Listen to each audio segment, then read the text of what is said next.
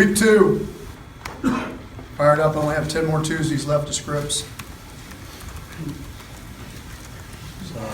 Bigger game, different game this week. Arkansas coming off a close win. I thought, watched the ball game, though. La Tech's very physical. Great ball game. Found a way to win it different than what they did a year ago, where at the end they didn't. In a couple close ball games against Toledo, and found a way to win it until they matured as a program, getting things done. So they come right at you. Like I said on the Big 12 conference call earlier in the week, they're a team that comes right at you. They make you play football. You don't play any basketball. You know, I'm one of those guys that believes that you have to play a stretch game. I believe you got to play one ball game to find out what you got to play at a high level. One you should win 50-50, and one that should be a stretch game. And so, you know, obviously people would think this would be a stretch game for us, Arkansas-wise, you know, playing an SEC opponent. So you have them home and home, and then you have Ohio State, and then you have Cal. So, and, you know, we've had Minnesota previous 2 years. We've played people like this. We had LSU in the opening, we had Oregon State.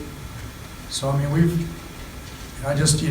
especially with, you know, as Carlos talked about resume, you have to have a ball game that people believe that you went and played somebody.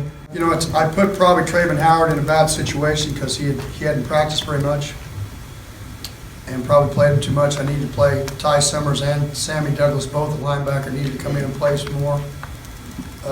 Denzel Johnson had been out for a couple weeks. Both him and Traven, they did not play up to the level that they had played at here before. And to be honest with you, Anthony coming back didn't play there either.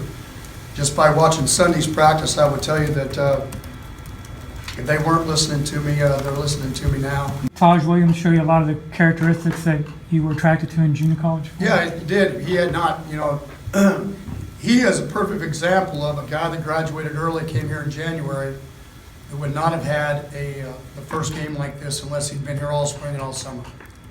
Because he was very thin, he was weak, obviously had good skills, but he couldn't get off press. And what he did is he got in the weight room, he gained 20 pounds.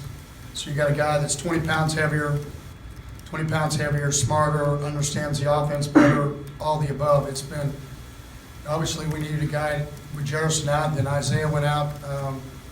We needed a guy there that could make things happen, and he was the guy from that night.